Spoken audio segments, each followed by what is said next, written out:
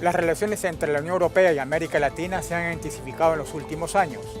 Prueba de ello es que la próxima semana se reúnen en Bruselas el Parlamento Europeo con los parlamentos latinoamericanos, Eurolat, y también el 10 y 11 de junio se van a reunir los estados y gobiernos, se van a reunir los jefes de Estado y Gobierno de la Unión Europea con los presidentes de América Latina. Esta reunión tiene por objeto debatir diversos temas y desafíos importantes entre ambos continentes. Países emergentes como Brasil tienen retos debido a la disminución de su crecimiento económico, o también la violencia en México, o todavía la importante pobreza que hay en ciertos países latinoamericanos. Sin embargo, otros países como Chile, Perú, Colombia, a pesar de la crisis mundial, han seguido creciendo. Igualmente, el reto ahora es Cuba. Tal vez un acuerdo entre la Unión Europea y Cuba.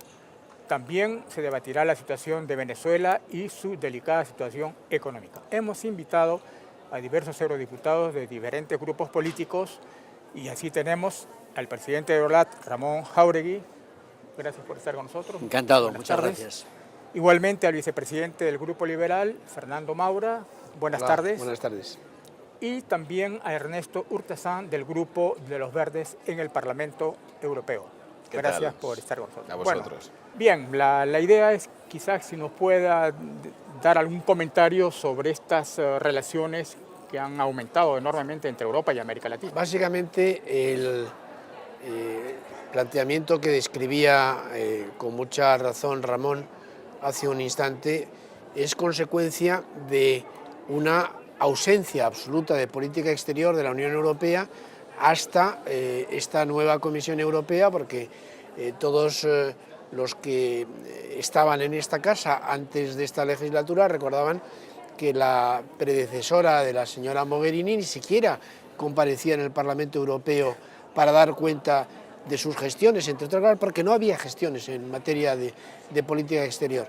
A partir de ahora es cuando empieza a producirse algo que se parece al principio de una política exterior, pero con todas las prevenciones en este sentido, no solamente en el caso de la Unión Europea con Latinoamérica, que es una cuestión de carácter paradigmático, sino también con lo que significa la vecindad este, con lo que significa la vecindad sur.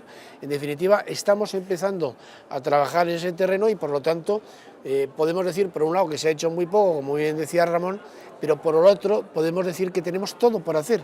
Por lo tanto, tenemos un terreno de recorrido muy importante que desarrollar. Sobre todo el actual, que es las relaciones con Cuba. Los Estados Unidos han abierto unas posibilidades.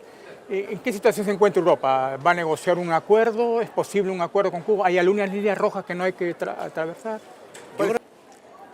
Fernando. Bueno, mi opinión en relación con la segunda parte de la pregunta que formulaba, que es en relación con las líneas rojas especialmente. Del futuro acuerdo. Por una parte está la cuestión comercial, que parece que tiene su recorrido tanto desde el punto de vista de Estados Unidos como de la Unión Europea, pero a mí me parece que la Unión Europea no debe basar su aproximación al acuerdo con Cuba solamente en el aspecto comercial, tendría que establecer un plus. La Unión Europea, si se ha definido por algo en lo que significa la Unión Europea para el resto del mundo, es en su defensa de valores, de derechos humanos, de libertades democráticas, y por lo tanto nosotros como grupo y yo mismo como parlamentario he dirigido una carta, una pregunta confirmada por otros compañeros míos en el Parlamento, pidiendo a la señora Mogherini que en la agenda de conversaciones que ella va a tener con las autoridades cubanas,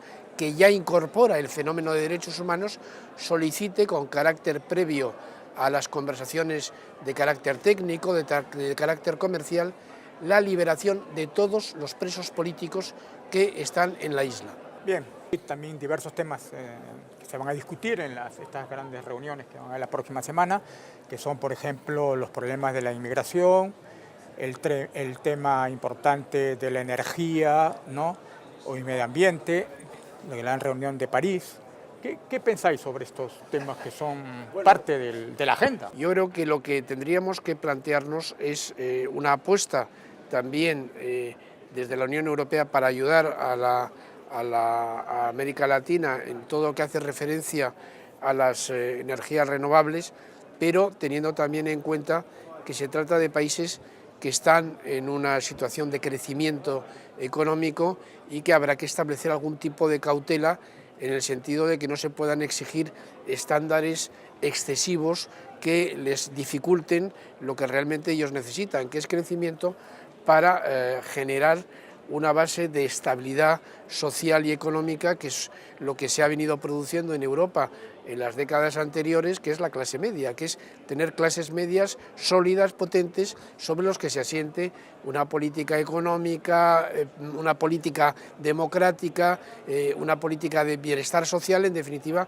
que se acerquen a una serie de criterios y de paradigmas como los que de hecho han ido funcionando en otro tiempo en Europa. Por lo tanto, es importante apostar por eso mismo, pero con esas cautelas que permitan que esos países no estén ahogados desde el punto de vista de acometer su crecimiento económico. Última pregunta, más personal diría yo, siempre la hago además al final. Y si sois optimistas o no, o pesimistas, en relación, un poquito más concreta, en relación a esta próxima reunión de Eurolat, como la relación de la cumbre latinoamericana, porque a veces se critica de que para qué sirven todas estas cumbres. Bien, ¿optimista o pesimista? En cuanto al optimismo o pesimismo, depende mucho de lo que se pida a la cumbre. Si pedimos que la cumbre resuelva todos los problemas de comunicación que existen entre la Unión Europea y América Latina, sabemos que puede ser un fracaso, pero no podemos pedir ese tipo de cosas. Tendremos que pedir algo que es fundamental, que es que haya una comunicación. La propia cumbre ya va a ser un factor de comunicación y eso ya como tal es positivo.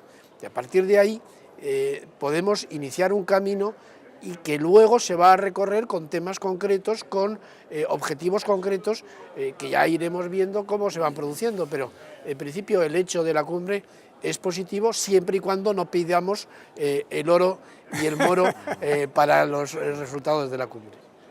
Gracias. Encantado, cuando quieras. Gracias. Gracias. Gracias.